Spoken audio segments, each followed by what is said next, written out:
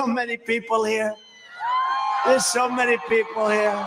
Man, over 100,000 people. This was supposed to be, they thought they'd hit 40.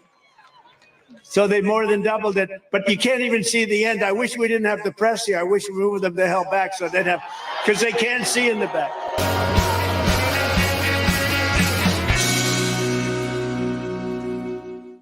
Woo, what an intro there. Hey, everybody, and welcome back to Speechless. I'm your host, Kev Ferris, 23-year-old conservative activist, host of Speechless, the radio show, but also right here, wherever you're watching from, on Facebook, YouTube, Twitch, Twitter, Rumble, anything like that, or it's X, technically, but saying Twitch to Twitter just sounds better right there. But I digress, everybody. Make sure that before we get into all this fun content here and everything we're going to talk about, that you like this video, subscribe to the channel, follow, comment, share, all that fun stuff, and do those comments because we are live right here, right now. And so I can make sure that in between segments and everything, I will get to your guys' comments. So comment, and we will have you involved in the conversation. But let's get right on into the show, everybody. As you might have just seen in that very, very beginning little clip there, the Trump rally yesterday in New Jersey was insane. Some even say that it was record-breaking. Trump draws up to 100,000 supporters at a rally in the deep blue state of New Jersey. As many as 100,000 people flooded the Jersey Shore to attend former President Donald Trump's rally in deep blue New Jersey on Saturday, according to official estimates. And a spokesperson for the city of Wildwood, New Jersey, which hosted the Trump rally, told the Associated Press, based on viewing the crowd and comparing it to dozens of other events in the same space, she believes that there were between 80 to 100,000 people in attendance to see the presumptive Republican presidential nominee. There's so many people here, he said. You guys can take a look and a listen once again to this clip from that rally right here. So many people here. There's so many people here. Man, over 100,000 people. This was supposed to be, they thought they'd hit 40. So they more than doubled it, but you can't even see the end. I wish we didn't have the press here. I wish we moved them the hell back so they'd have, because they can't see in the back.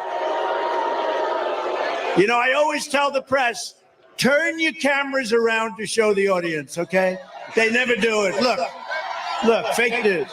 They never do it. They never do it. Man. What a crowd. What an absolute crowd for the former president. And people will sit here and tell me that somehow Joe Biden got more votes than that guy back in 2020. I don't believe it. I don't believe it. It doesn't make sense because you have that many people in a deep blue state. And maybe we just have that many people waking up. I absolutely believe that could be the case. So many people could be waking up. In fact, even at this rally, President Trump invited football greats Lawrence Taylor and Otis Anderson onto stage in Wildwood, New Jersey. And here's a quick clip of them, some others that woke up. I see that my audio messed up here, so I'm going to make sure that I do this real quick. I'm going to restart this. And sorry, everybody, I got a little bit of a technical difficulty here. I don't have producer Cody en route today. He's not helping me out today. Don't worry, everybody. Producer Cody will be back for Breakaway USA. But here we go. Here's this clip of those two NFL greats at the Trump rally yesterday.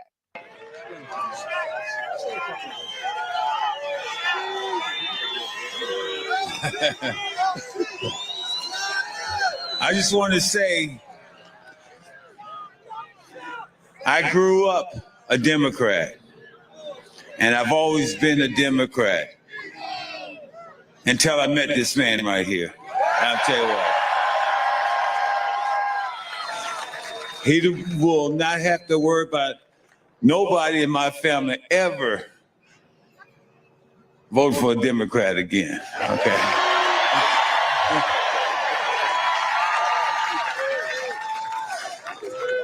Don't you just love that guy? Don't you just love that guy? I tell you, it has been a very exciting day. You guys, not one person left here. You're still here yelling and screaming. So my word is, Wildwood, are you in the house? Now, I can't hear you. Wildwood, are you in the house? Thank you guys for all your support. And how about a great shout out for Metro Exhibits, baby? We made it all happen, all because of you. Thank you. I'll see you guys on the 14th. USA, baby. USA. Amazing. And there's so many people just like that that are waking up in America. People that at one point voted Democrat that are now saying no more. No more. Why? Because they see the awful, awful policies, and not even just policies, just the fact that so many Democrats are not out to help Americans. They don't even really care about abortion or climate change or whatever absolute crap they're spewing from their mouths. No, what they care about is what's going to advance them. But oftentimes what advances them tears down good people like you and I. And this is why Donald Trump seeks to really connect. I mean, even if you look during his trials, he will go out and meet with random restaurant or business owners. He'll go out and he will meet with the fire department of New York. Yes, maybe occasionally he'll have some different celebrities or something endorse him and he'll bring them up on stage like those football players. But overall, he seeks to meet with the common man. As Joe Biden seeks to get Hollywood's endorsement. And why would you want them? The pedophile elite. Why would you want that? Well, Joe Biden's one of them. And that's why. But the mainstream media will continue to lie to you about what exactly is going on at these Trump rallies instead of focusing on the fact that a record-breaking amount of people in the arguably, or actually, I'm pretty sure it came out that this is the largest political event in New Jersey history. Again, a state that is traditionally Democrat. The largest political event in New Jersey history. And yet the mainstream media and the people on the left won't even concede that. Instead, they will take a small snippet, 30-second clip of the rally and frame it as if it's all that happened. So take a look at this, which is shared by tons of leftist accounts on Twitter all over. This is what they're sharing, and this is what they're saying is happening at the Donald Trump rally. Silence of the Lamb. Has anyone ever seen a Silence of the Lamb? The late, great Hannibal Lecter is a wonderful man. He oftentimes would have a friend for dinner. Remember the last scene? Excuse me, I'm about to have a friend for dinner. As this poor doctor walked by. I'm about to have a friend for dinner, but Hannibal Lecter, congratulations, the late, great Hannibal Lecter. We have people that are being released into our country that we don't want in our country. Silence of the Lamb. Has anyone ever seen a? And he's going on like a little comedic rant. But the left takes that 30-second clip and they will say, "Oh my gosh, Trump is literally praising a fictional cannibal. He loves Hannibal Lecter. He must be crazy." And their heads explode in one of the most entertaining fashions I have ever seen. The late, great Hannibal Lecter. He was a good guy. He had friends for dinner. He would say, you guys remember that scene? He had friends for dinner. That's what he says. He gets up there and it's obvious he's having a good time, that he's joking. It's abundantly obvious. But instead, they find any little thing, even if it is the most out of context clip, because I guarantee you that many of these people that see this, these people that scroll through social media and they find the little things that other people are sharing, they will never actually go and look up this clip, which is with context, that exact same clip with a little bit more on each side of it. Here is a clip of the full rally and what he was saying before he started talking about Hannibal Lecter. Here's that. Gangs, the gang members, they took a lot of their criminals and they moved them into the United States of America. Jail populations all over the world are way down, and these fools back there, the press, the fake news, they don't want to report it. You know why they're down? Because they're sending people in their jails into the United States, from Africa, from Asia, from all over the world. They're emptying out their jails into the United States. They're emptying out their mental institutions into the United States, our beautiful country. And now the prison populations all over the world are down. They don't want to report that.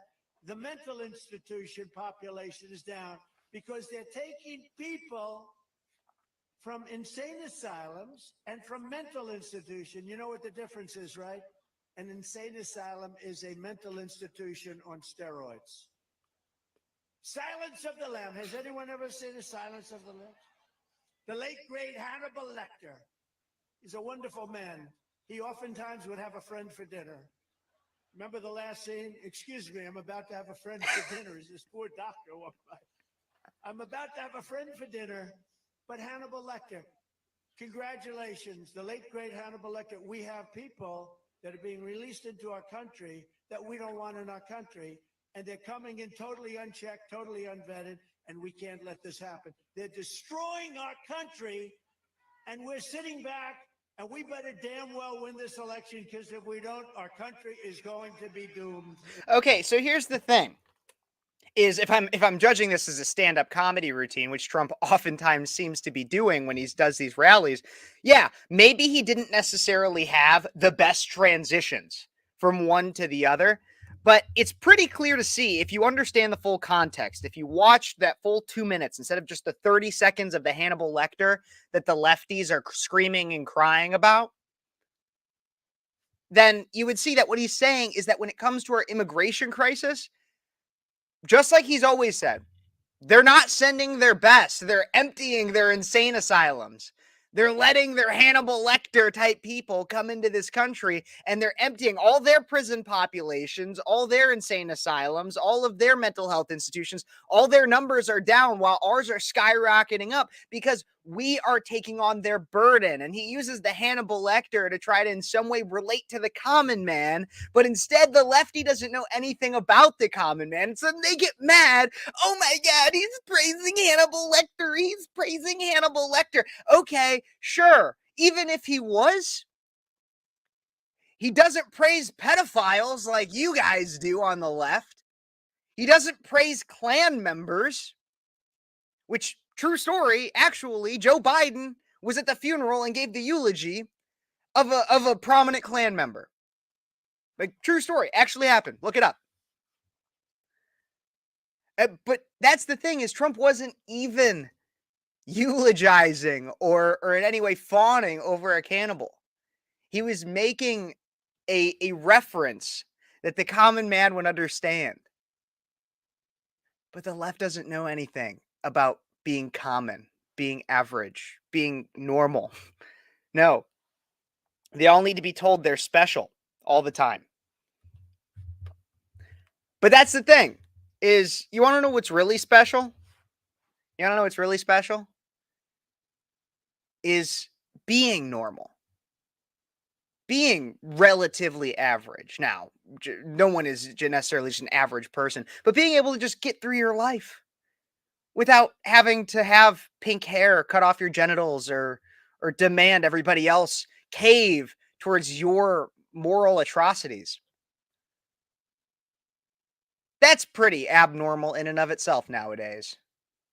There's a certain beauty to that. But are you guys voting for Trump 2024? I agree with him. I mean, we really got to save this country, and that's one of the ways to do it. Now, I don't necessarily agree with Trump on everything, but he's a damn better presidential candidate than Joe Biden is by far. So are you voting for Trump 2024? Let me know in the comments. And when you guys are doing that, don't forget to like this video, like this live stream, subscribe to the channel. As always, comment what you think on that or any story that I do. Share this with your friends. If you're on Twitter right now, hit that reshare button. Hit that reshare button and say what we're talking about, because we're going to bring this to as many people as possible. We're going to cover what the lamestream media won't, and we're going to do it in a way that's fun, engaging, and let's, especially our younger generation, know that we are here and we're not going to be silenced by anybody. We're not going to be made speechless. And we're going to get into some other stories here. I got Joe Biden lying 7 or 15 times in a 17-minute interview. We're going to cover all of those lives. We're going to talk about a sex worker who says that if you sleep with her, you're not cheating. Why is that? We're going to talk about Mother's Day. Everybody, happy Mother's Day. Don't worry. We're going to talk about an OnlyFans model who also manages to be a mom at the same time, and so much more here today on Speechless. But real quick, a word from my sponsor.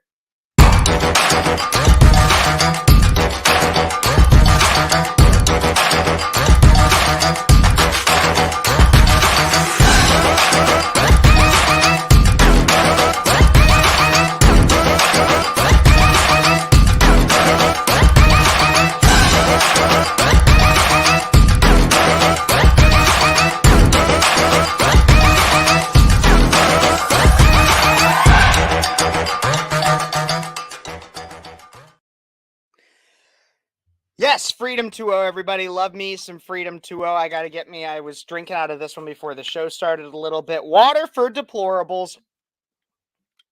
Always got to love me some Freedom 2.0. If you don't want to support woke Coca-Cola or anything like that through Dasani and you want good water, then do that. Then get yourself some Freedom 2.0. Use code USA at checkout to get 15% off. It's amazing and awesome stuff. So let's get into this next story here, everybody. Biden tells a lie a minute during a CNN interview.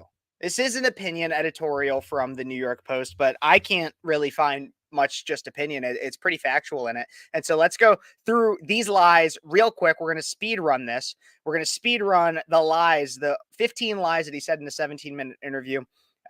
White House rarely allows President Biden to sit down for interviews, and Wednesday's chat with CNN's Aaron Burnett shows why. In a brief 17-minute interview, Biden told 15 lies, nearly a lie a minute, from whoppers about the economy to prevarications on Israel. Sorry, I'm not an English expert, but I can read that a little bit. Biden spun a fantasy land of a presidency that voters know is false. So let's go through these lies here, everybody. Here's the rundown. Lie 1, I've created over 15 million jobs since I've been president. Of course, this isn't true. Most of the jobs, pretty much all of them, are not creations. They are jobs that were being rebounded back since they were laid off during COVID. Lie 1. Lie 2. Other than Herbert Hoover, Donald Trump is the only president who has lost more jobs than he created. This is also a lie. Trump didn't lose jobs. He was president during a global pandemic. And liberals were thrilled to put people on government checks and shut down the world during COVID. Lie. Lie 3. Look at what he says he's going to do if he gets elected. Says he's going to do away with what I've done on Medicare, reducing the price of Medicare. There's no basis for this, as Trump has said he will never do anything that will hurt or jeopardize Social Security or Medicare. Absolute lie. Lie 4. We know we have 1,000 billionaires in America. Know their average federal tax is 8.3%. Factcheck.org notes the top 0.1% of earners with more than 4.4 million in expanded income pay an average of 25.1% federal income and payroll taxes. So they're absolutely lying here. Biden is absolutely lying here. Number 5, we've already turned it around on the economy. Burnett quoted some tough figures on the economy, noting that the cost of buying a home had doubled and real income, when you account for inflation, is actually down since you took office. Biden's response was denial. We've turned it around. We've turned around the economy. Really? Everybody, tell me in the comments how much you believe that Biden has turned around the economy.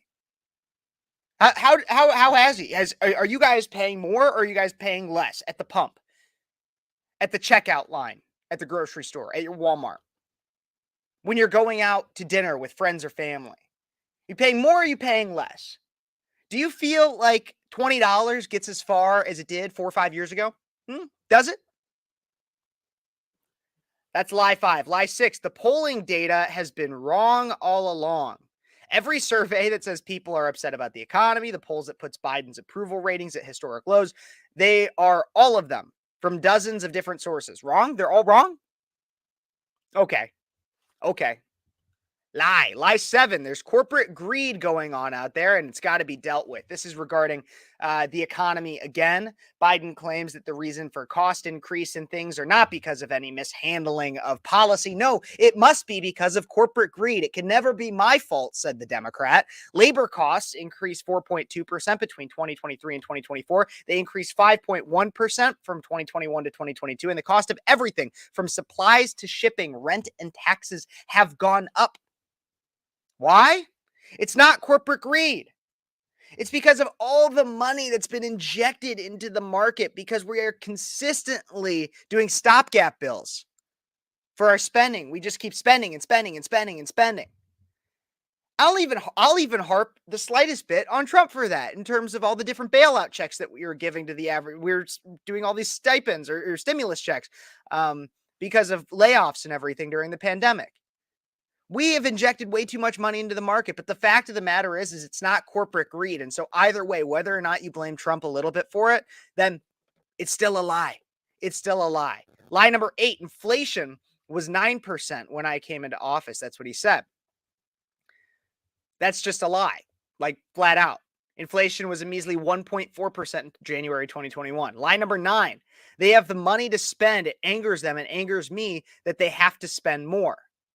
They have the money to spend. According to Bankrate, 76% of adults making less than $50,000 a year are living from paycheck to paycheck, an increase from 71% the year before that. Biden need only watch the nightly news to see people cutting back on groceries, gas, even trips to McDonald's because their spending power has decreased. A quick digression. Actually, I did hear McDonald's is coming out with a $5 meal because they noticed that a lot less people are going there because of price increases. Just saying. Lie number 10, civilians have been killed in Gaza as a consequence of those bombs and other ways in which they go after population centers.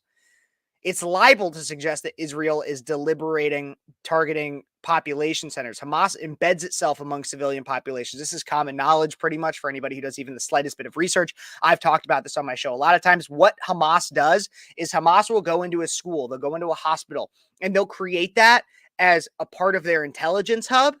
Israel finds out that Hamas intelligence is part of, or that their weapons are being stored or whatever is in a school, in a mosque, in hospitals. And then Israel will be like, well, it's either they shoot missiles at us from this location or we bomb the heck out of it. And so Israel's like, well, we have to bomb the heck out of it because they're about to kill us. And so civilians get caught in the crossfire, not at the fault necessarily of Israel, but of the fault of Hamas Islamic terrorists. So that's lie number 10. Lie number 11. We are not walking away from Israel's security. We are walking away from Israel's ability to wage war in those areas. But defeating Hamas is integral to Israel's security. How does Biden suggest Israel win the war if it leaves the last stronghold of the terrorist group untouched? Lie number 12. It made no sense, in my view, to engage in thinking in Iraq they have a nuclear weapon. Biden brought this up, saying he warned Israeli President Benjamin Netanyahu not to make the mistake we made in Afghanistan and Iraq, except Biden voted in favor of invading Iraq. So Biden may regret that decision today, but it made sense to him back then. Lie number 13, you can't only love your country when you win. Someone had better tell all the celebrities and elites in the Democratic Party who claim they are going to move if Trump is reelected, or say they don't know their country anymore, burn American flags as they rally for Hamas, et cetera, et cetera, et cetera. I always love my country. I always love what it stands for, even when Joe Biden is working to destroy it. And I hope all of you are the same way. Lie number 14. I travel around the world. Other world leaders know, they all say 80% of them, you got to win. My democracy is at stake. Maybe we can't say this is an absolute lie, but it sure sounds like one of those statements for which the press loves to go after Trump. Are other world leaders really pulling Biden aside after his nap and saying democracy is at stake if he loses? Give us a break. Come on. Lie number 15, last but not least, then Trump is going to put in a 10% tax that's going to increase average Americans' cost $1,500 a year. Trump has proposed no such tax. Perhaps Biden means Trump's plan for a 10% tariff on imported goods, which may or may not cost Americans any more money. You know who else is considering imposing tariffs? Biden. Just this week, under the headline, Biden looks to thwart surge of Chinese imports, the New York Times notes that China is using unfair business practices and Biden wants to counter it. Biden is a liar. This is nothing new, but I think it's fascinating to see just how much he does it. Biden lies like it's his job, and at this point, it basically is. But at the end of the day, I don't really think that he's lying because he knows that he's lying, or that he wants to lie, or that he's knowingly lying. I think really what's going to happen, or what he's doing, is he is reading the note cards that are given to him. So while the lies are coming out of his mouth, the thought isn't there. I think we're giving too much credit to Biden to say that he's the one that's lying. Who's really lying are those that are writing his note cards, those that are pulling the strings of the Pinocchio that nose never grows.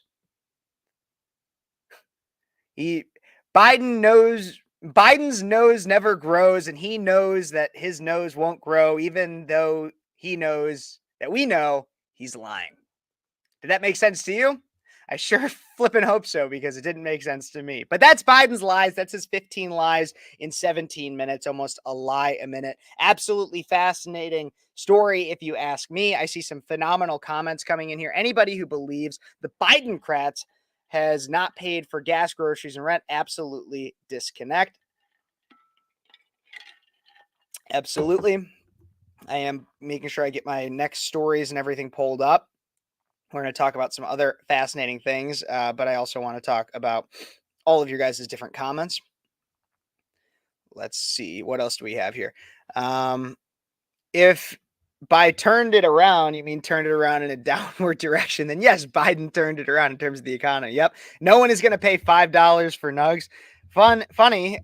In fact, Demon Gorl, people already do pay $5 for nugs. I guarantee you out in, if not even more, out in California, at least, where they have $15 plus or like a $20 minimum wage, whatever the heck it is now. They're overpaying for somebody to flip burgers. I love my country. That's why I hate the government. That's beautiful. But to have a country, you need to have at least a little wee bit of government, because otherwise there's nothing to enforce any type of border. But right now we have a government. It doesn't enforce the border either. So I guess we're just SOL in general. Biden is an evil man capable of atrocity. I think he at one point had a level of evil or malevolence to him. I don't think he's actually there enough anymore. He absolutely is capable of atrocity, but that's simply because we allow him to be. Not we, but because he is technically the president of the United States. So, yeah, capable of atrocity, evil man. Can you be evil if you're not even there? That's the question. And I don't have an answer to that one. I don't. But what I will say is that right now it is Mother's Day, which is a radical shift. And we have a lot of stories that we're going to talk about here, a lot of culture ones that I think are going to be a lot of fun. And I'm excited to talk with each and every one of you about them. To make sure you don't miss a minute of any of this, or if you missed any of the show, make sure that you like this video. Smash that like button right now. I'd appreciate it. Comment what you think. Share it with your friends. And keep those comments coming, everybody. Get the conversation going, because I want you guys involved in it. If there's any story that you guys think I should talk about, put it in the comments section. And maybe if I have time at the end of today, I will pull it up. If not, I'll bring it up tomorrow on the Breakaway USA show, which airs Mondays and Thursdays, definitely other days of the week sometimes. Breakaway USA, in which I'm a part of. Great organization, and you guys should all check it out too. So make sure you go check, make sure you're subscribed to this channel to get updates about when my appearances on Breakaway USA are. So like, subscribe, share, comment. Let's keep those comments coming. But I want to talk about Mother's Day, everybody. Happy Mother's Day. And before I get into some stories that are no doubt going to piss you off as much, if not more than they piss me off, I want to make sure that I thank every single real woman out there that has taken on the job, whatever you want, the responsibility, but the beautiful and necessary responsibility and gift that is becoming a mother. It's amazing. And now, not every mother is good. I'm not going to sit here and act like they are. I've covered a lot of bad ones, and I'm going to cover some bad ones here today. But if you're a mother watching this, or you're a person watching this, you likely have a decent mom that did something for you, or a mother figure even. Make sure you thank them, you love them, and tell them you love them. My mom's on a vacation right now. I'm not going to tell you where, but my mom's on a vacation right now. My sister took her on a vacation, so she's having a beautiful Mother's Day, and a quiet Mother's Day, because she doesn't have to hear my rambling through the walls right now. But she will be getting some flowers and a card when she gets back, and you guys should all make sure you do that for your moms too. I love each and every one of you, and in some way, your moms, which sounds really weird, but I do. And I prayed in church this morning. I was praying. I said, every mom out there, everybody who's taken on that responsibility, love them. So that's what I say before I start bashing some different stories here. The first one is from CNN just last week, as we celebrate Mothers today. Last week, CNN was considering pregnant people. The case for saying pregnant people and other gender inclusive phrases. We're going to go through this article. I've been really excited to go through this article. The case for saying pregnant people and other gender inclusive phrases. The use of phrases such as pregnant people or penis owners in cultural or political discourse is sometimes met with confusion or even anger. Where could that be coming from?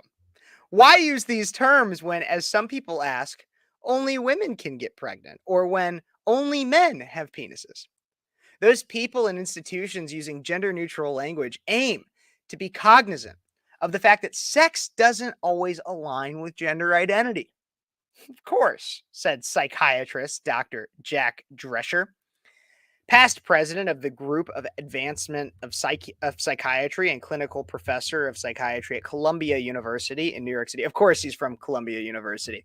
That's not, we all know what's going on at Columbia right now. Of course he's from Columbia. And it's the most inclusive, streamlined way to refer to everyone who, regardless of their gender identity, has certain anatomy or biological abilities.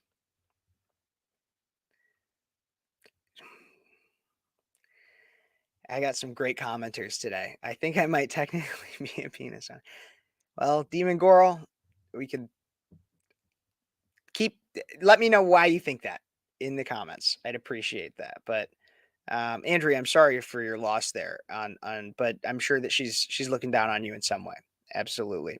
But let's keep talking about these pregnant people here. We need to be doing a better job of educating and realizing that sex and gender are a bit of a spectrum. And they are not the same. There's a lie. Said Kagan Miller, director of public training at the Trevor Project, a suicide prevention and crisis intervention organization for the LGBTQ plus youth. Here's what experts have to say about these linguistic changes and concerns that have been raised. Okay, so when they say linguistic changes, that means that like changing definitions actively. And I'm sure that they even say that in this article too. What is sex versus gender? Well, for the vast majority of time, they were used interchangeably and sex was used almost exclusively. Gender was only popularized after theorists came up with these ideas that they were in some way different. But they had, for most of human history, they were absolutely the same thing, or most of English history. A person's sex is what they were assigned at birth, based on biological characteristics of maleness or femaleness as indicated by chromosomes, gonad, hormones, and genitals. Okay, so if that were the truth, we'll start there. If that were the truth, that a person's sex is what they were assigned at birth based on biological characteristics, then that would mean that even if somebody identifies as a woman but was born a male, then that would mean their sex would always be male and they would never be female, even though they were to believe themselves to be a female, which is not the case. But that's not the way that the left even treats it. They'll say things like a trans woman is a woman. Well, then why do you have to put the prefix on there, bud? Pal? Huh? Why? Doesn't make any sense. But I'm digressing. There are at least more than 1.6 million adults and youth aged 13 to 17 who identify as transgender in the United States. That means there's at least 1.6 million adults and youth ages 13 to 17 that are radically mentally ill and should seek real treatment, not gender affirming care. But they're not ready to have that conversation. 0.6% of people ages 13 and older, according to University of California, Los Angeles, Williams Institute at UCLA Law Center for Research on Sexual Orientation and Gender Identity Law and Public Policy. Gender identity is an aspect of gender that describes a person's psychological sense of their gender, which may or may not align with one's sex, according to the American Psychological Association, which just is another reason why we should be very skeptical of the APA.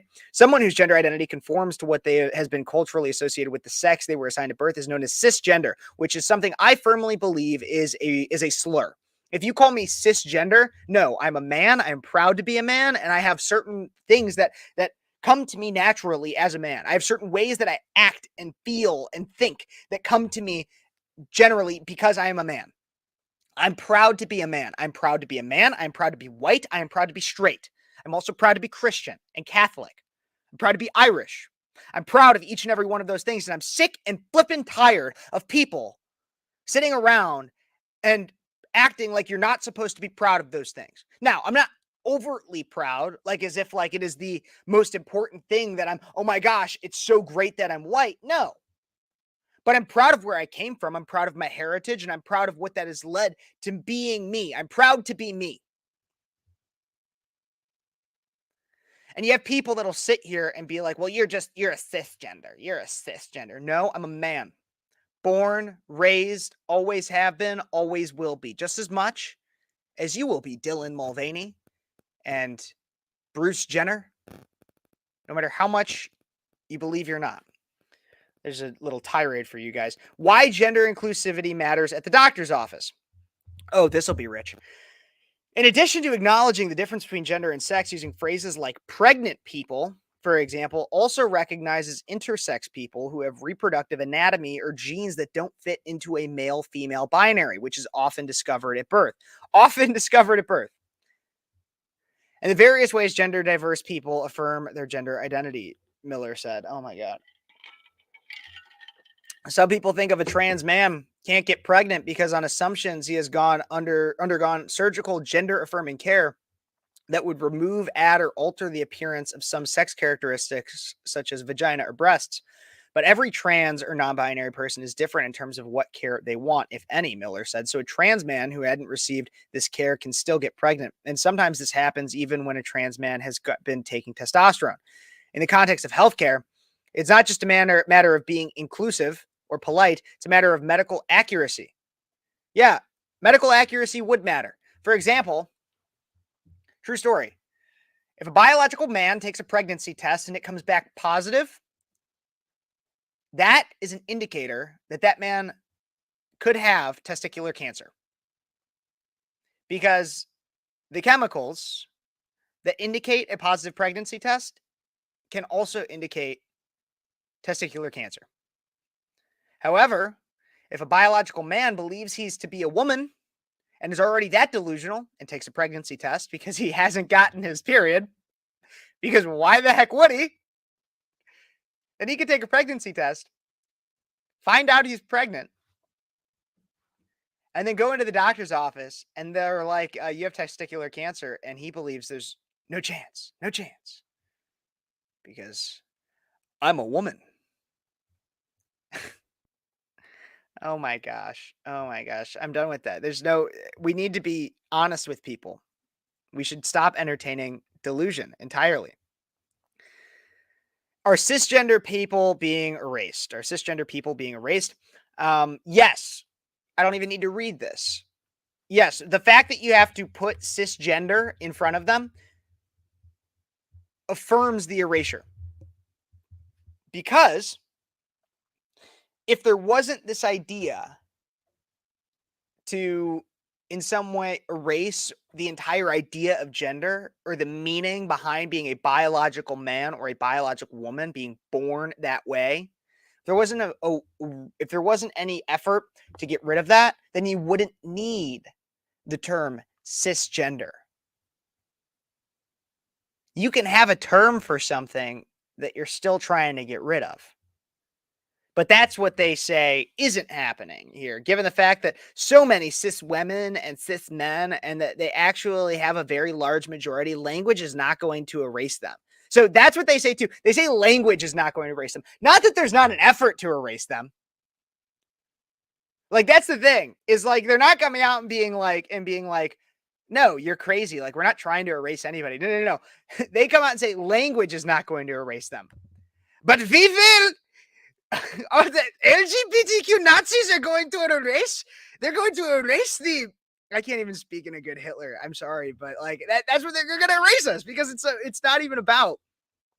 It's not even about the not going to. It's just that language is not going to erase them. Notice how they say that. Oh my God, this is rich. This is hilarious.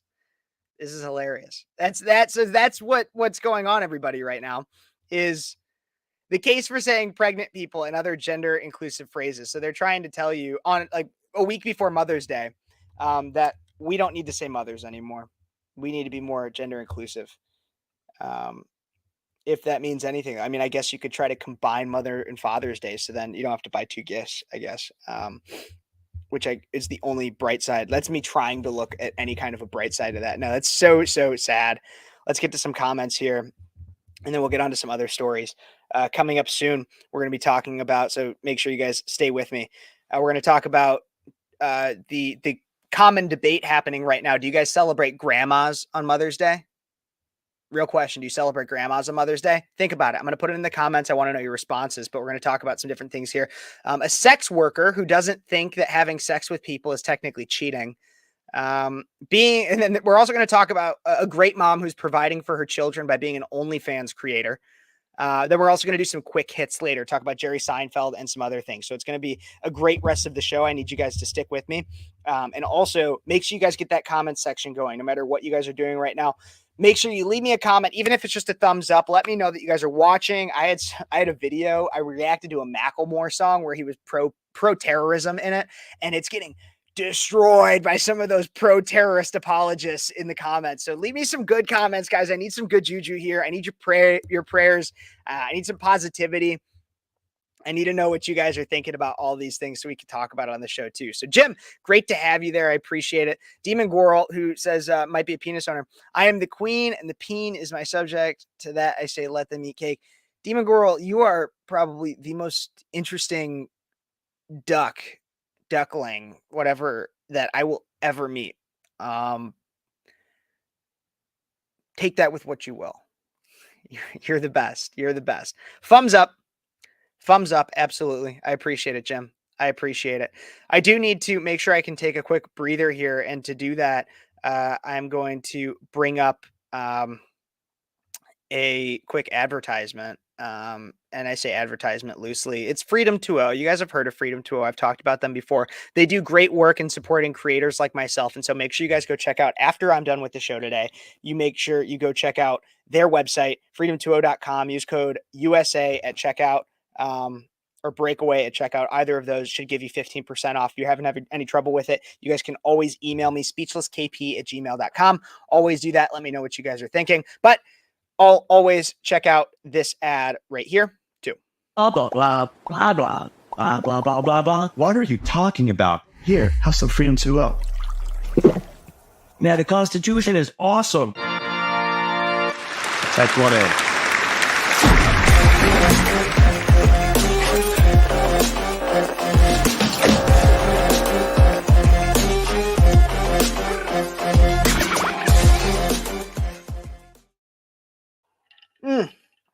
And we are back with more Speechless.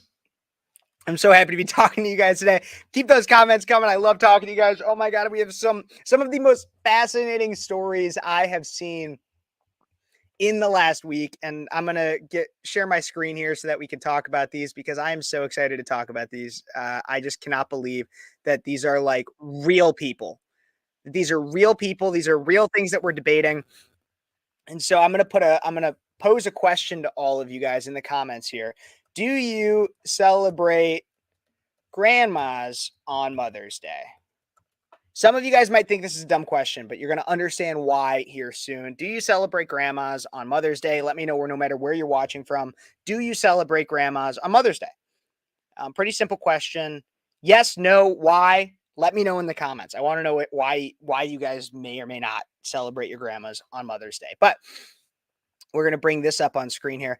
Out of the New York Post, selfish moms slammed for refusing to celebrate grandmas on Mother's Day. Your time has passed, what's being said. So who is celebrated on Mother's Day? The answer may seem obvious to some, but some matriarchs are not so keen on sharing their special day. It's Mother's Day, not Grandmother's Day, Emily Wenner, a family photographer in Indianapolis, said in a TikTok video last week that has scored 2.3 million views and stoked a storm of controversy. The mom of two, who noted that her own mother agrees with her theory, recalled one Mother's Day spent planning visits to see grandparents on a day that was meant to be celebrating her. Let's take a look and listen to that video here first. This is the original from TikTok. Let's check it out. Nope, it seems that my browser is once again no longer sharing audio. So I'm going to take it off there and bring it right back on. Here we go. Let's take a look and listen to this. Don't worry, I've talked to my mom about this. She's fine with it. Not Grandmother's Day. Don't worry, I've talked to my mom about this. She's fine with it. After my first Mother's Day, we established these rules because I was pretty sad.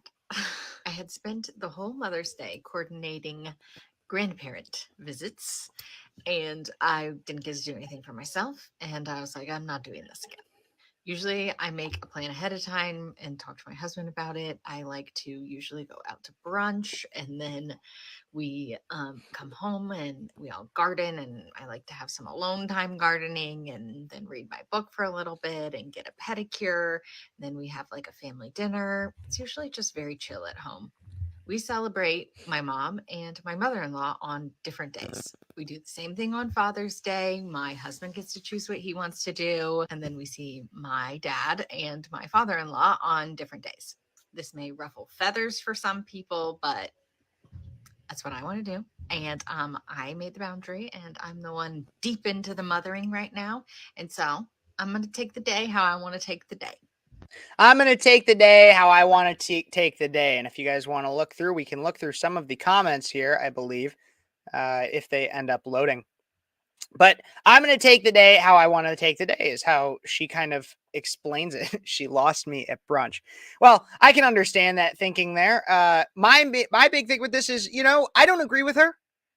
Mom's Day is for all moms. Moms deserve to be appreciated. Moms serve such an important and vital role, especially as the caretakers of children. It is so important. If like there's even the common debate, and I'd love to have this with somebody because I don't totally know. I more be a conversation with me as to if you had to have only one parent. Obviously, two parents in the household are better. But if you had to have only one parent, should they have the mother or the father? I don't always know. But I think, but sometimes I would think the mother. And so, I think that all moms should be celebrated, and it shouldn't be this whole thing. And I think that the key of a phenomenal mom is a mom who is by no means selfish, a mom who credits their own mother for giving them the skills and the wherewithal to be the mom that they are now. Not to mention the fact that like there are people out there that don't get to celebrate Mother's Day with their moms. And so you should be like, if you yourself are a mom, celebrate yourself being a mom with your mom. Share that day with them. It's not your birthday. It's not even then. Like that's kind of a share that day. It's not it's all about me day. It should just all be about me. And if you think about it that way, you're always going to be disappointed. That's even how I look at my birthday. My birthday is everybody, and maybe I'm different. And this is kind of a digression, but it's my show, so I can do what I want. My birthday is Christmas Eve. Like, I share my birthday almost essentially with, even if you celebrate Christmas secularly and you're not even a Christian, and you don't celebrate Christmas then I have my own problems with you. But like, I share my birthday with a major holiday that everybody else celebrates. People oftentimes forget about my birthday. Get over it. Get over it. I've had not great birthdays. I've had phenomenal birthdays. It's just the way the cookie crumbles. Get over it. It's one day that happens every single year. If you last 60 years, you're going to have, and you have kids by the time you're 30, you're going to have at least half your life. You're going to have one Mother's Day every year. Get over it. Get over it. Some years are going to be great. Some years they're not. But the thing about this girl, once again, going back to the one that we just watched, she's like, I set the boundary. This is the way I'm living my life.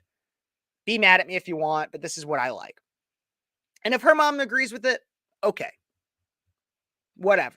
Who am I to judge what you have figured out in your life? Who am I to judge necessarily? Kind of.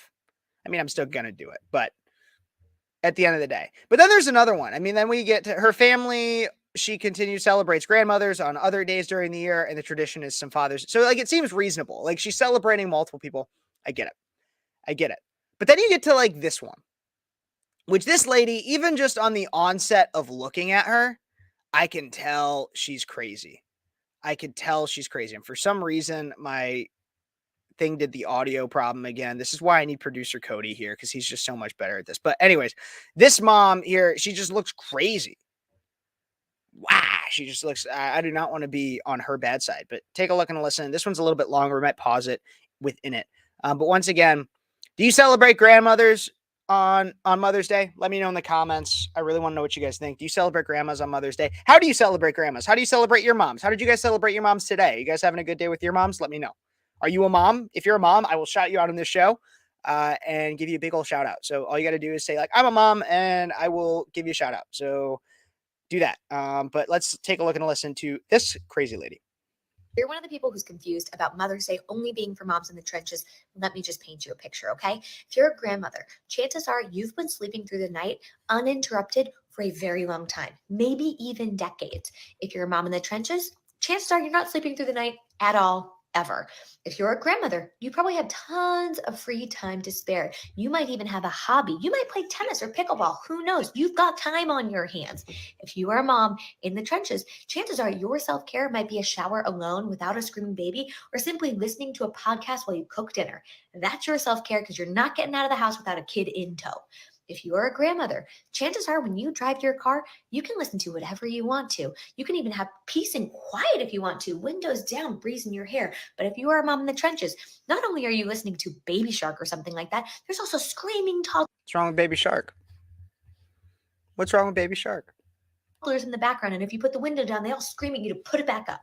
If you are a grandmother, chances are when you eat a meal, you can do so in peace and quiet, and nobody's asking you to take a million little bites of your food. But if you're a mom in the trenches, that's probably not the case. You're probably sharing your food with every little kid in your home because once they see you eat it, they want it. See, here's the problem that I have, and we'll get into this even more as I let her finish her thought, but I hate this idea that it's mom in the trenches. Mom in the trenches?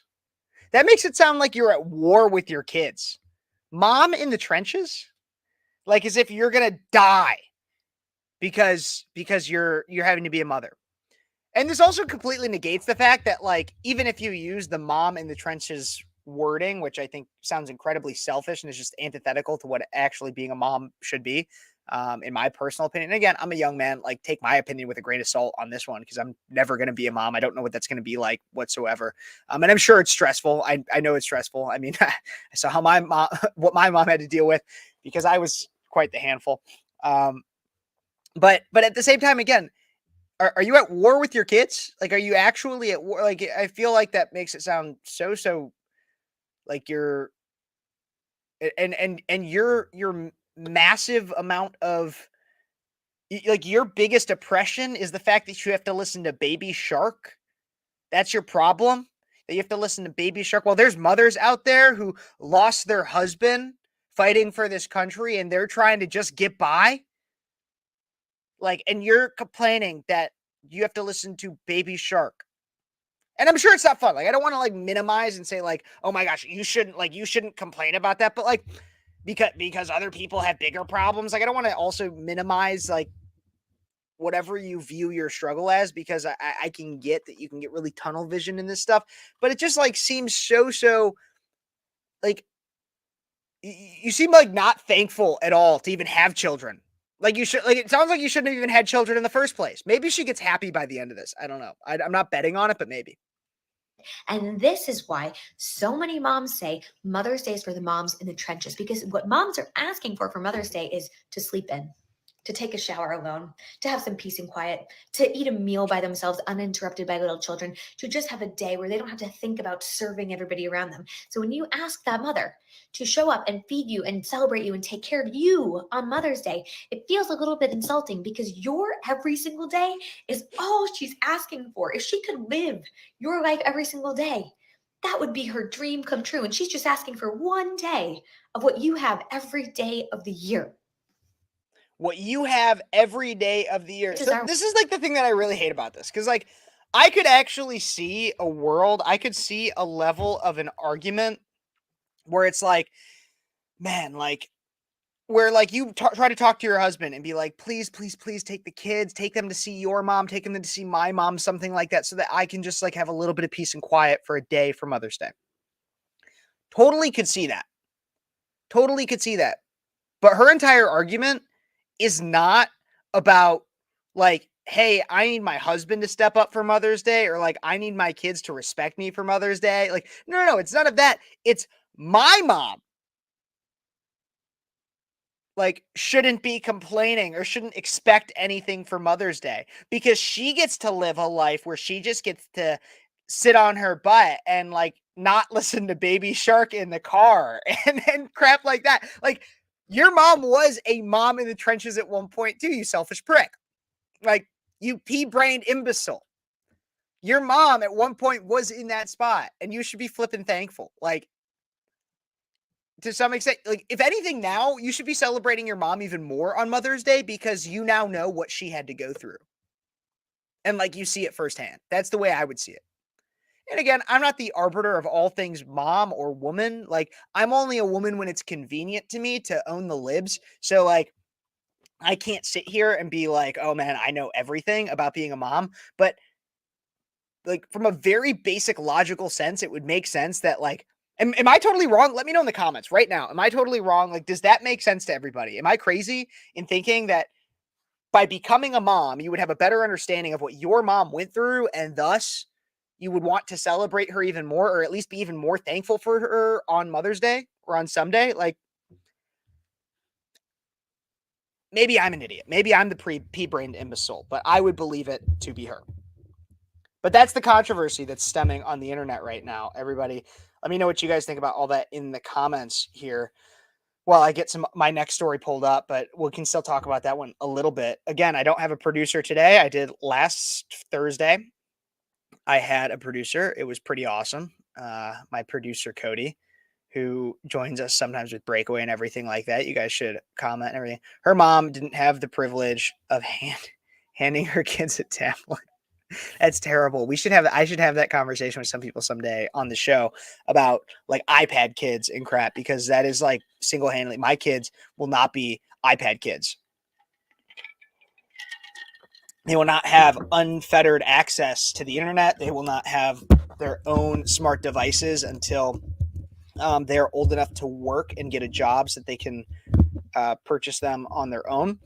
They can have communication devices like flip phones or something, but they will not have and only communicate, and they'll be monitored and everything. But that's a conversation for a different day, and with my future wife, we can talk about that.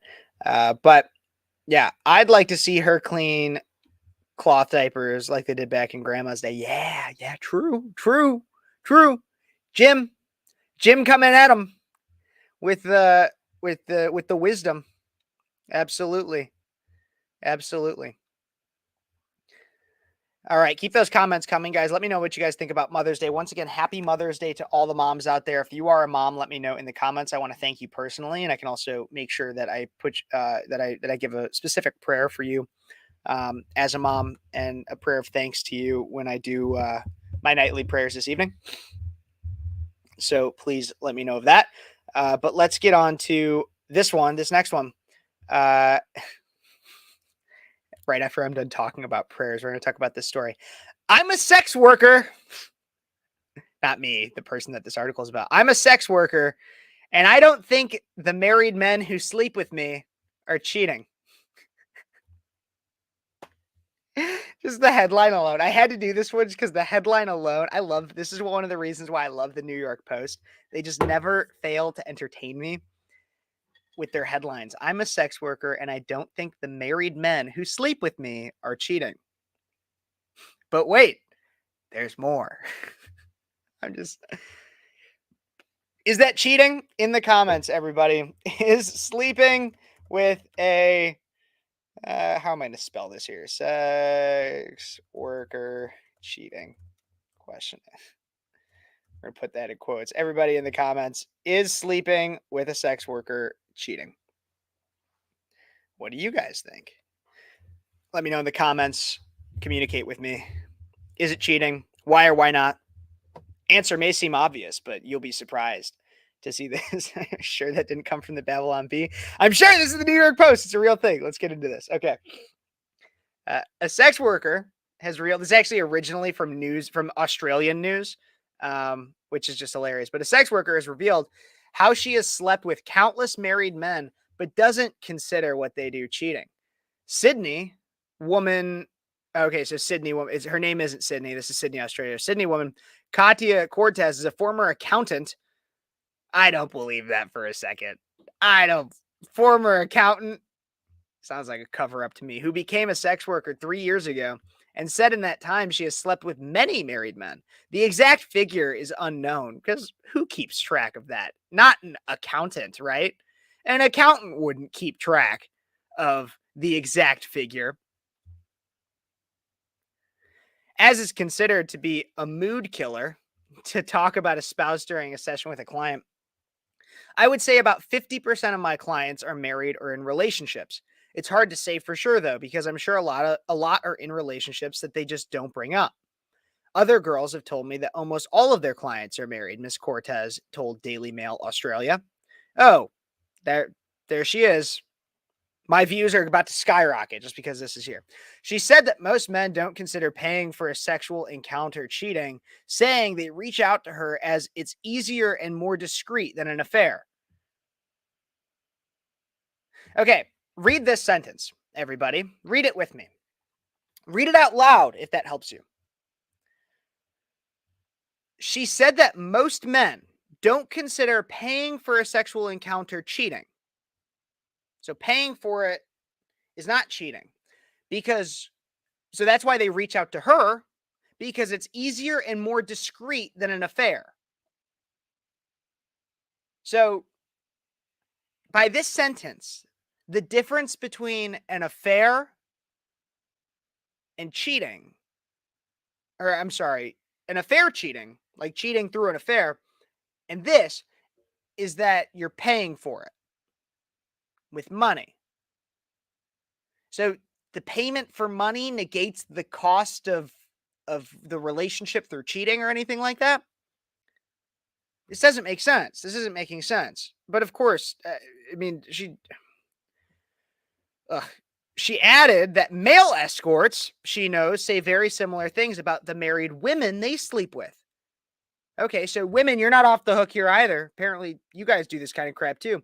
I don't like to call it cheating when a married man sees me. Notice that. I don't like to call it cheating when a married man sees me because they aren't feeling any romantic feelings. There aren't any romantic feelings involved. They come to me because they want to laugh, be held, and be pleasured. I don't like to call it cheating. See, this is very different. I don't like to call it cheating. Just because you don't like to call it cheating doesn't make it not cheating. Just because you don't like to call it cheating doesn't make it not cheating. Like, I need to repeat that again for the people in the back. Just because you don't like to call it that doesn't make it not cheating. That's like killing somebody and then going into court and then the judge being like, you murdered somebody, and you'd be like, yeah, but like, I don't like to call it murder because like I didn't like I don't like it just doesn't make me feel good. Like, oh my God, it just like it's just not the same, you know? Like, I just didn't mean to. Like, it was no, like if that's what you did, that's what it is. If it looks like a duck and quacks like a duck, it's probably a flipping duck. And she's over here like, no, it's not. It's not a duck. Like, it's just like a little quirk. Like, it's just like my career. Miss Cortez added that denying someone a service based on their marriage status would be discrimination. And none of her clients who have ever spoken badly about their spouse. Would be discrimination. What if you denied somebody based on their current disease status? Like if somebody came to you and it was like quite obvious that they had a sexually transmitted infection, and then you said, no, thank you, I do not want to give you my services. Wouldn't that technically be discrimination? Maybe. Actually, that's exactly what it would be.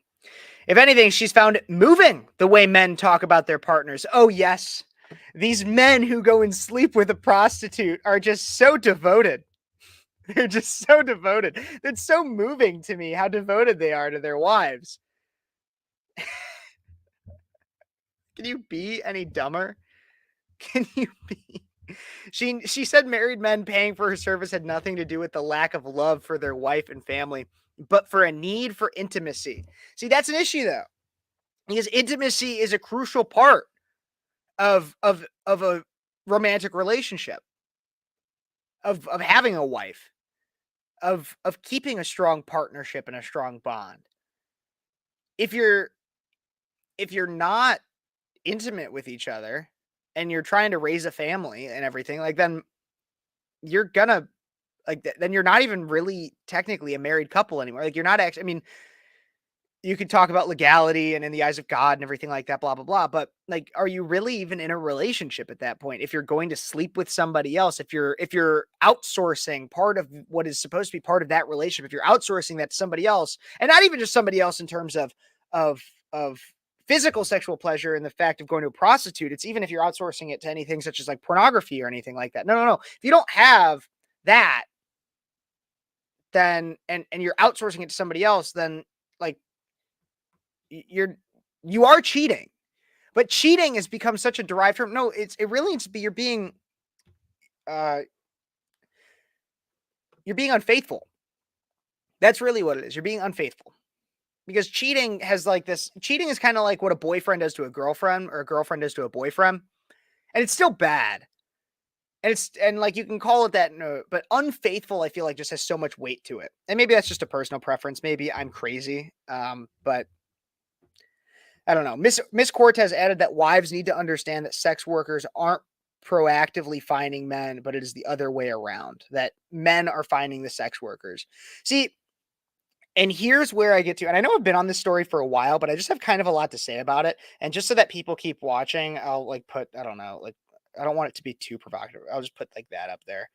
And I'll put it in the corner. But where was I?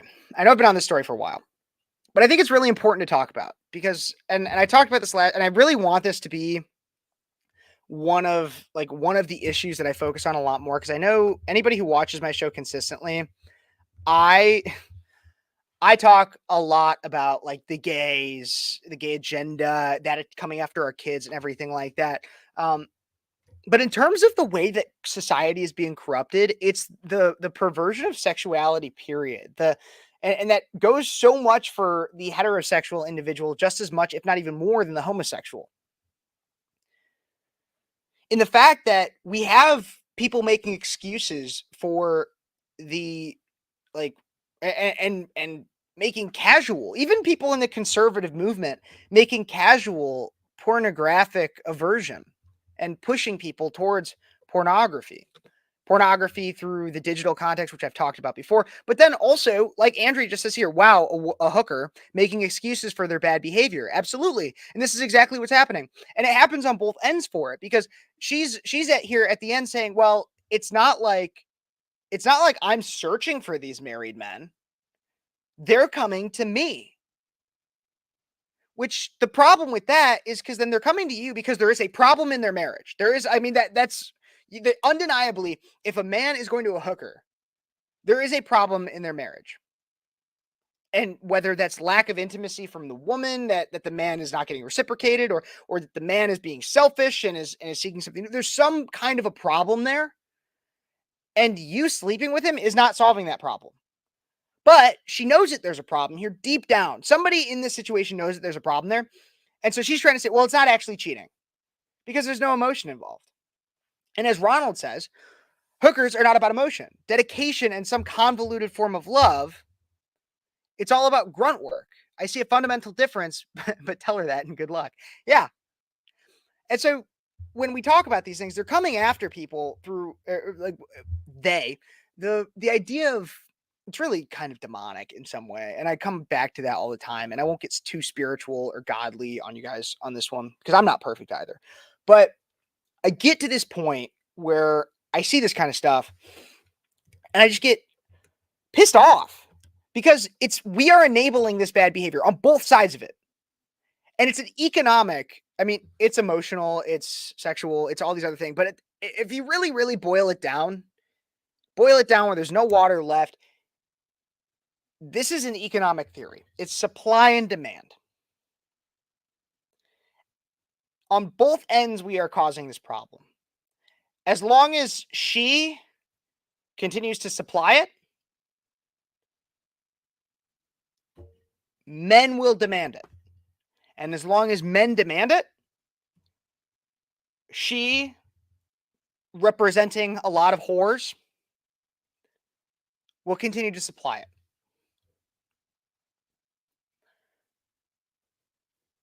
And that's the way that it's going to continue to go. And that's the way that it has been for all of human history, and that's the way that's going to continue to go if we don't call this kind of crap out. The problem now is that it's not just about a brothel or a group of hookers and a group of degenerates. No. It is 90+% of men that are currently in some way engaging in or addicted to pornography. And then leads to even potential sexual encounters such as this, where they're seeking the thrill and then they're being told that it's not cheating. But I ask you guys, once again, is sleeping with a sex worker cheating? Because according to the sex worker, it's A-okay, and she'll take your credit card and overcharge it because you wanted that one thing that she doesn't usually do, but she'll do for you. And she'll tell you that she loves you and she doesn't actually. And that's another problem. I mean, like, is the emotional manipulation of men. But I also want to, once again, men are not clear in any of this. The women and men are equally at fault. We're all terrible. Everybody's awful. That's the message of today's show. Everybody's awful. We're all terrible. Sup, do B12. Do B12. That's, I believe you used to be licensed. Change that. But yes, that's the sex worker.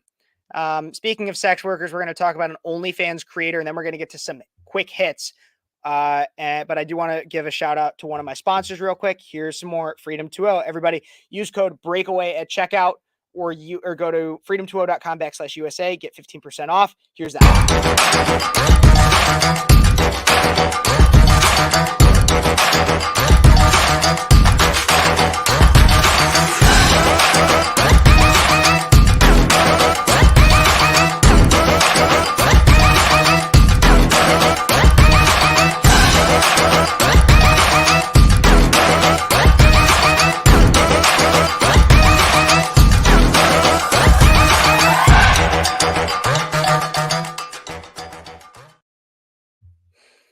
Freedom 2.0, as I always shout out, Freedom 2.0, and I gave some of the different, I don't know if I have a banner up here for it. I don't. I'll get it for the next show. Freedom 2.0, use code BREAKAWAY at checkout, get water that's no fluoride in it, it's not going to make you gay. It'll tell you that sleeping with a hooker is actually cheating. Freedom 2.0. Freedom 2.0, great brand that's supporting Christian content creators, conservative Christian content creators like myself.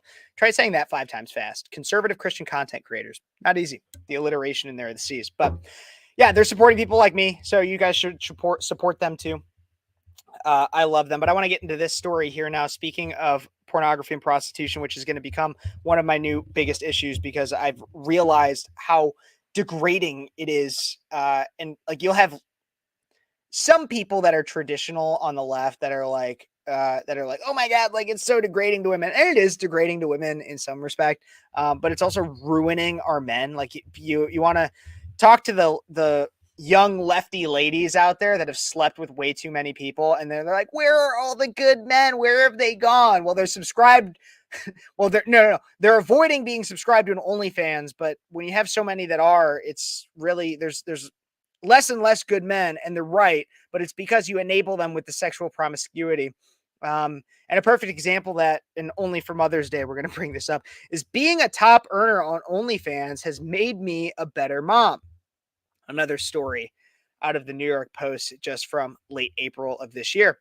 Honey Brooks, with 2 Y's, because apparently you can't spell if you are all OnlyFans, isn't your average mom, you don't say, or your typical content creator. As one of the top earners on OnlyFans, she's smashing stereotypes about working mothers, especially those in the sex industry. Oh my God. Speaking to Kid Spot, Honey opened up about her unique career path, about how it positively shapes her parenting and the tough lessons she's learned along the way. This is her, in case you guys were wondering. What an incredible business opportunity. Honey stumbled into the world of OnlyFans by chance during a family trip around Australia when she and her husband Hank met another couple on the platform. So this is a married woman. For any of you guys who are not, I mean, like, I'm going to explain this to you out there. I've explained it on my show before, but I'll do a quick recap. Sorry. I know that I need to keep better posture. I appreciate it, Doobie. I'm not the best. But when we're talking, I have to look down at my computer too. I'll get better. But getting back to the topic here. OnlyFans, quick sidebar for anybody out there. OnlyFans is basically like a paywall. It's a paywall content platform that has become a place for porn because it's like, hey, you can't see my content unless you pay. And so all these like young women especially are like, I can make a quick buck by just selling my body digitally. That's essentially what's going on here. Honey stumbled into the world of OnlyFans because she met these people in Australia when she and her husband Hank met another couple on the platform. I had no idea about OnlyFans. I just remember thinking, oh my goodness, what an incredible business opportunity this is. That's the funny thing. What an incredible business opportunity this is. Selling my body, almost like it's one of the oldest professions. It's like that and playing politics are the two oldest professions. Honey was already in a good position with her existing business, so joining the site didn't come from a place of desperation, she says. I didn't need to go into sex work. I always hate how they call it sex work too. Like, she's going to explain, she's going to try in this article, because I've read it, I'll admit. She's going to try to tell you how much work this actually is. But everything that actually relates to the sex isn't the work. And watch this. I just saw it as a chance to be rewarded for how hard I worked, and the income would reflect that. And her hard work did pay off as she brings in $90,000 a month making X-rated content. Remember earlier when I said that men enable this? This is a perfect example. $90,000 from what I'm sure is primarily a male fan base making X-rated content. Men do this. She's keen to pass on this self-starter spirit to her kids.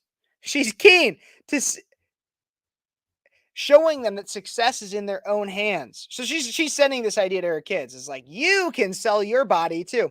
Not that I'd necessarily want to encourage them into the industry.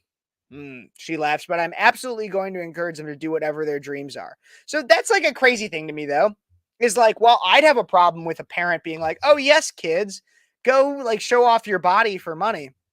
I'd have a problem with that. But do you not recognize that there's some sense of shame there if you're not even willing to say like, hey, like my kids should be like I would have no problem with my kids being a part of this. Like, there is a sense of shame there that she's not even willing to admit if you're not willing to say there and sit there and be like, oh my gosh, my kids should do this too because it's so good money and like blah, blah, blah. Like, no, you are a bad mom because you're not even modeling behavior that you would want your kids to have.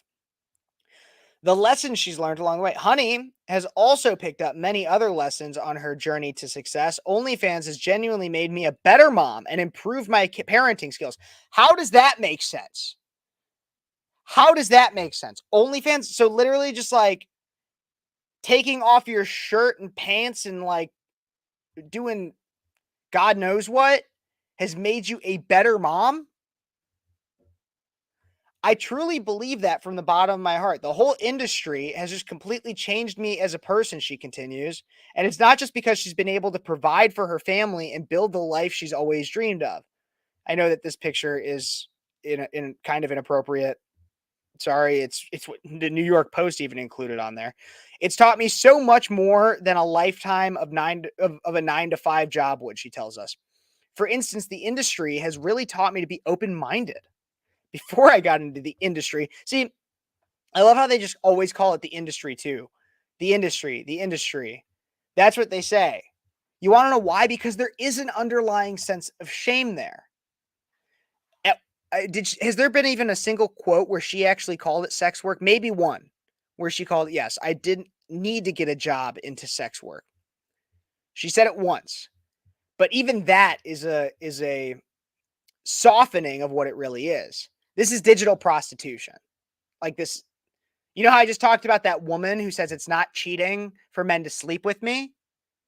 This is a woman who would be, it's not cheating for a man to pay me money, even if he's in a relationship, to pay me money to watch me pleasure myself or anything like that. Or me have sex with my husband, whatever. This is, I guarantee you she would say things like that. It taught me, because she says it's taught me to never judge and to be open to different types of people. Being in the industry has also taught her to be more resilient and independent. They say the industry, they say things like sex work because they want to try to minimize how serious this act is. It's a very independent job. You can get isolated and people can disagree with what you do, she says. I disagree with what she does. Sharing that many of her family members no longer speak to her after finding out about her work. The only reason, if I had a family member that did this and I found out about it, the only reason I would talk to her would be to try to get her to stop and realize that she's in some way contributing to ruining marriages, ruining lives, to an industry that promotes sex trafficking while she's essentially trafficking herself. Like that's what's going on right here. And I'm getting a lot of great comments here. What do you guys think about this? I was told I wasn't allowed to be around my nieces and nephews anymore. Yeah, I might have an issue with that, maybe. They said that it was because they're trying to set a great example for their kids, so they didn't want me around. Yeah, I wouldn't consider what you're doing to be a great example, but they don't know how much, or that I'm the best woman and mom I could be. If that's the best woman and mom you could be, is by just selling your body and reducing yourself to just pictures and videos of you doing X-rated content, then I would argue that maybe you shouldn't be a mom and you should work more on yourself before you did that. I don't know what a capsulated breast implant is, but a lot of people noticed it apparently. Somebody explain that to me in the comments. What is a capsulated breast implant? And we'll cover it. These negative attitudes have only further propelled Honey to want to speak out and normalize sex work. I want to remove the shame around it, she says, and have more open and vulnerable conversations about sex, about safety, sexual health. No shame here. At home, Honey makes sure to implement this sex positive atmosphere where honest conversations are the norm with her kids. There's no shame, just open dialogue. She said, speaking of her kids, I was curious to learn more about how she juggles her responsibilities. Honey is also the owner of and founder of Honey's Making Money, a coaching program for women looking to grow their profile and earn money from OnlyFans. And she also co-hosts the Fempire podcast. Actually, I think that there's a video of her talking about some of this at some point. Now, this is Sharon Osbourne.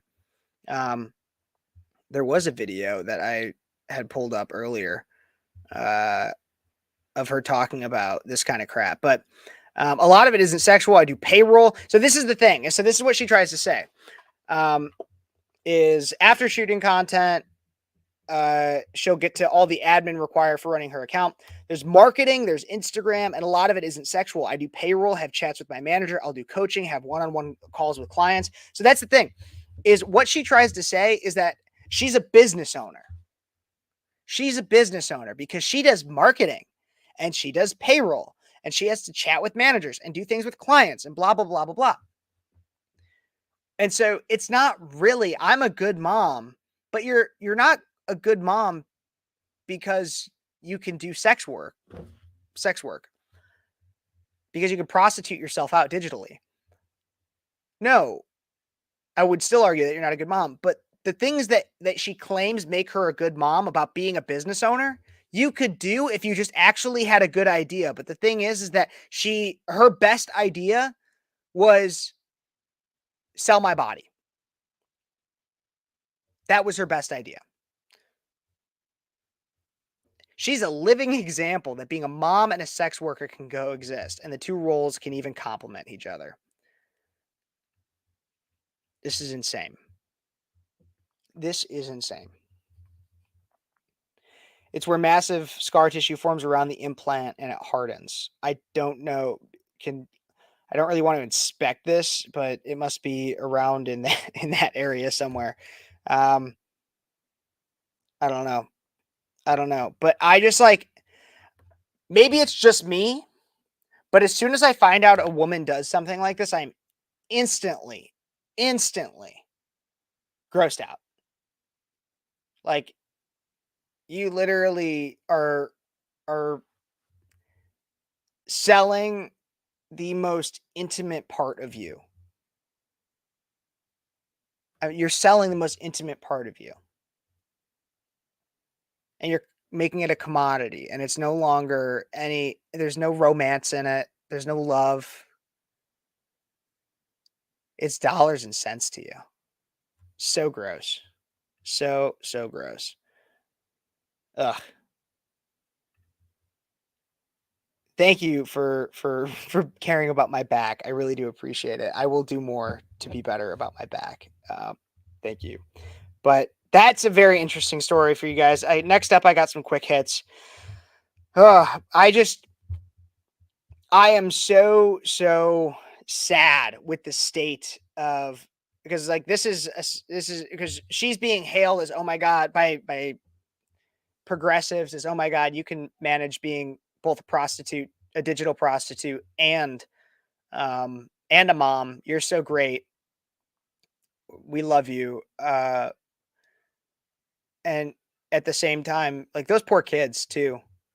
Those poor kids, because I guarantee you they're gonna at school, one of their peers is gonna find a way to access that mom's stuff, and it's gonna be those kids are gonna get bullied, and it's gonna be terrible. And it's gonna be no fault of their own. That's so sad. There's so many sad things about that. And so that's just a reminder on Mother's Day that not all moms are great, but your moms probably are. And so pray for your moms and say thank you and tell them that they love you and all that stuff. But we're going to take one more quick break here from an ad, and then we're going to hit up some quick hits, and make sure to keep those comments coming, because we will be talking about some fun things, some good things, some sad things, some bad things, some great things, and you're not going to want to miss any of it. But here's one more checkout from my sponsor, Freedom 2.0. Blah, blah, blah, blah, blah, blah, blah, blah, blah, blah. What are you talking about? Here, have some Freedom 2.0. Now, the Constitution is awesome. That's what it is.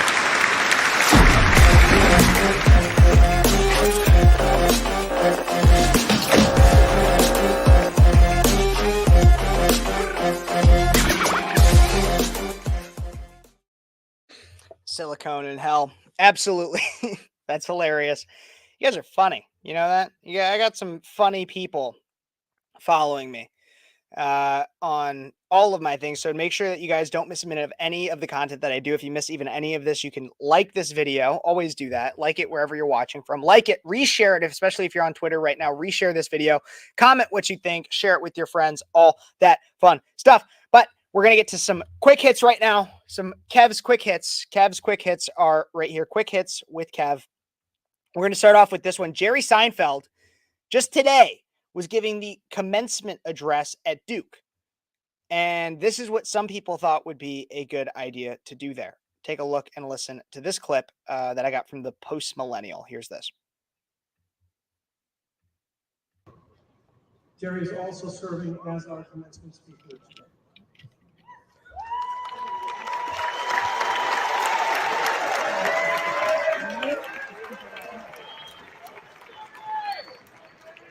I'll make sure you guys can see. What's the big deal about our commencement speaker?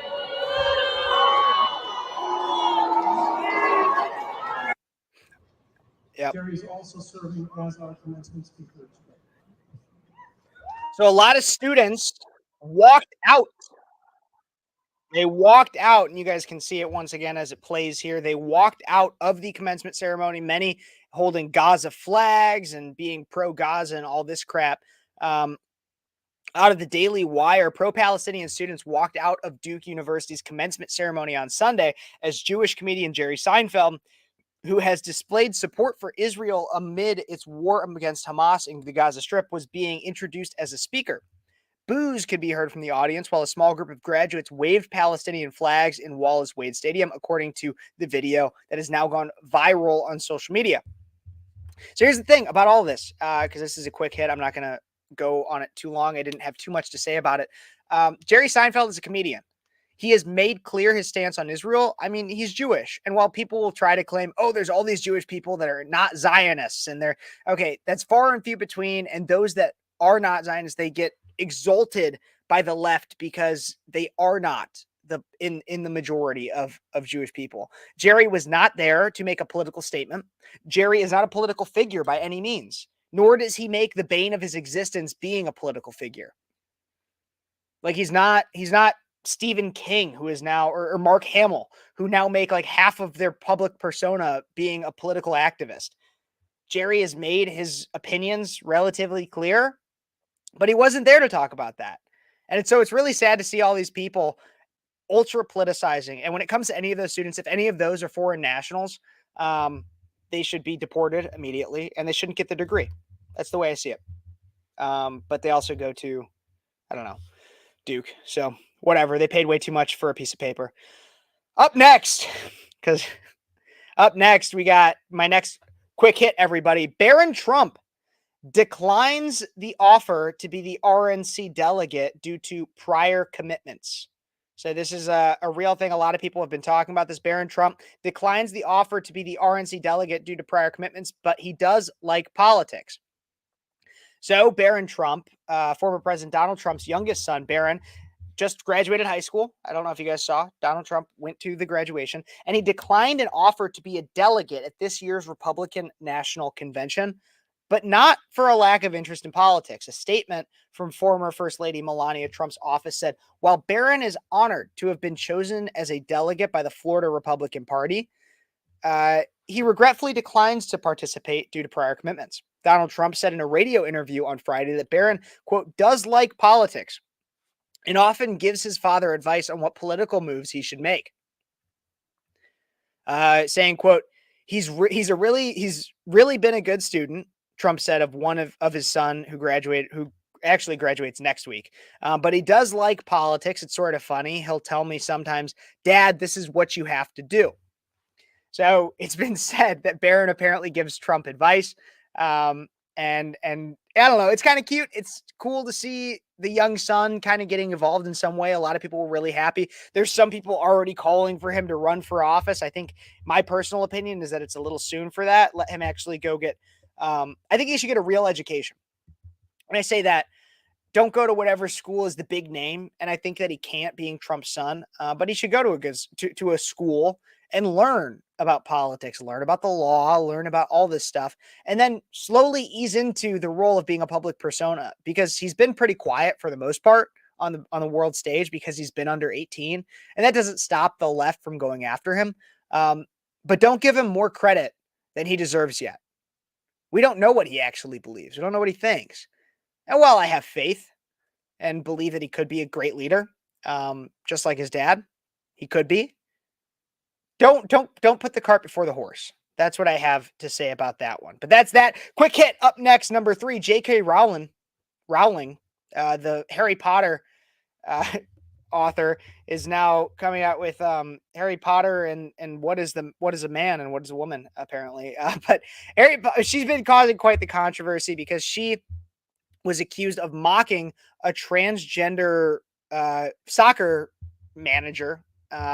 So there was like the first tranny that's been introduced as a referee for soccer in Britain. J.K. Rowling came out and had some tweet that was like that, oh, this is just another straight white middle-aged bloke that's being a soccer referee, because that's what all of them have been in the past. But they're trying to claim that, oh my gosh, it's the first transgender, blah, blah, blah. And J.K. Rowling is accused of cruelty as she mocks transgender football manager by comparing her to a straight white middle-aged bloke. I didn't compare him. He is one. And I'm just loving how J.K. Rowling has entered this zone where she is by no means like conservative, by no means is far right, by no means is like a Christian contemporary conservative, nothing like that. But she is, in fact, calling out the trannies. And then you can go to some of these comments here. How do we get to a point where speaking the truth is seen as wrong? Cowardice. How can you tell? Psychic powers. That and the fact he fathered 3 kids with his wife. Oh my gosh. This is hilarious. You could look at a few more replies here too in the comments section. How can you look at her and see this is a man? I think you need glasses. My rose-tinted gender goggles keep malfunctioning. And unfortunately, when I look at the sturdy father of 3, the lens is shattered. J.K. Rowling coming in with some absolute like fire responses. This is amazing. This is amazing. A lot of people are coming to her protection, which is great because the lefties will always try to go after her because she is telling the truth. And they don't like that. They don't like that. It looks like Uncle Larry with the wig. All that. That's hilarious. That's hilarious. Let's get into this next one here. This one I take a little personally because it's close to home, and I'll even tell you how close to home it is in a moment. But this is a Palestinian flag. This is the next quick hit being raised above the American flag at the Daily Plaza in Chicago. So take a look and a listen to this video right here.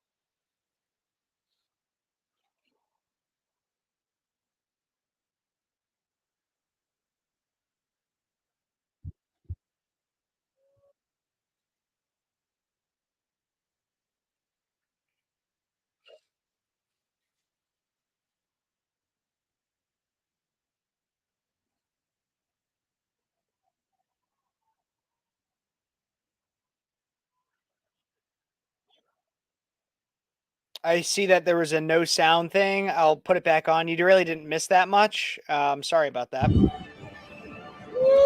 you can see it gets raised and people cheer. And a lot of people cheer, and it's really kind of sad. And you can kind of see that there's a crowd down there too. And you can see other little Palestinian flags as well. The real thing that's really sad about this, and the reason why it hits close to home, is because so that building that's right there is actually the Cook County Courthouse. And I've recently, very recently, started doing some temp work for a law firm in Chicago. I work like I commute. I this week at least, I'll be commuting every day where I will walk right past this. And so tomorrow, I'm going to see if that flag is still there. I'm going to look up and tune in tomorrow night on my show with Breakaway USA because we're going to talk about this. And I will have some exclusive live footage from Daily Plaza where we will see. And if there's nothing there, I'll briefly talk about it. It won't be that big of a deal, but who knows? Maybe I'll talk with some protesters or something like that in Daily Plaza about this flag, about this stuff, because I will be right there tomorrow. So pray for me, please, because this is insane. Absolutely insane. But that's that quick hit. Just thought I'd let you guys know. Final quick hit for tonight. A massive caravan is being built. Kind of built is not necessarily the right word, but a massive caravan is building in Oaxaca, and it's on its way to the U.S. southern border. Take a look and a listen to this clip right here.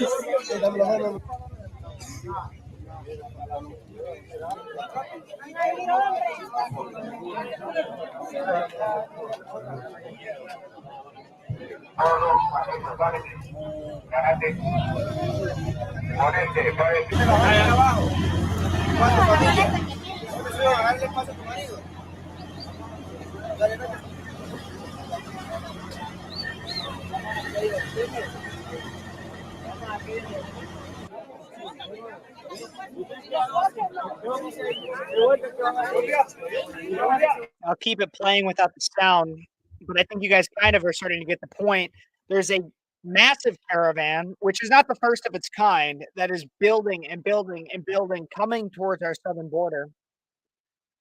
And I will even let that play once more while I keep it in the corner so you guys can see that this caravan is building and building and building, and it's a significant amount of illegal migrants that are making their way towards our southern border. And do we have a president that is going to come out and say, please don't come? Do we have a president that's going to come out and say, we can't help you? Do we have a president that's going to come out and say, please go through the proper channels to immigrate here and we will be deporting all illegals? No, we have a president right now who does not care about borders. We have a president right now that does not care about children being trafficked, drugs being trafficked, people dying at the hands of criminals that are coming across our southern border. Right now, we have a president that is going to welcome up each and every one of these people, which again, I'm sure that there's some nice people in there. They're not all terrible people. But the problem is we do not have the resources to even help our own people right now. We have veterans living on the side of the street, people that serve this country. We have people that gave pretty much everything for this country that do not have anything, and we are housing illegals in hotels. They have taken over public spaces nationwide. We cannot afford this. And we do not have a president right now that will come out and say, do not come. You will not be welcome. And you shouldn't be afraid to say, you are not a citizen of this country, do not come. However, you will still have people that will claim that you're a racist for saying something like that. But if you're not willing to take these people into your own home, then I don't want to hear it. I don't want to hear that I'm a bad person for saying, stay where you're at. Don't come. I'm not a bad person. If anything, it's more humane to them. It's more humane to us. It's more humane to everybody. Do not come. But that's what I got to say about that. What do you guys have to say? Let me know in the comments. Don't forget to like this video, subscribe to the channel, comment what you think, share it with your friends, all that fun stuff. That's pretty much all I got for today, guys. That's all. Those are all the stories. I've gone even longer than I anticipated going. I appreciate each and every one of you guys tuning in. I want to make sure that you guys all wish your moms happy Mother's Day, that you pray for mine and for me and mine, and I will always pray for you and yours. God bless you guys. God bless America. Leave a comment in the real comments, not just the chat comments. Leave a comment. I'd appreciate it. Make sure you check out Speechless with Kev everywhere you are. God bless you. God bless America. And until next time, tomorrow, make sure you tune in tomorrow for an update on Chicago. Until next time, you've been watching Speechless, and I'm Kev Ferris.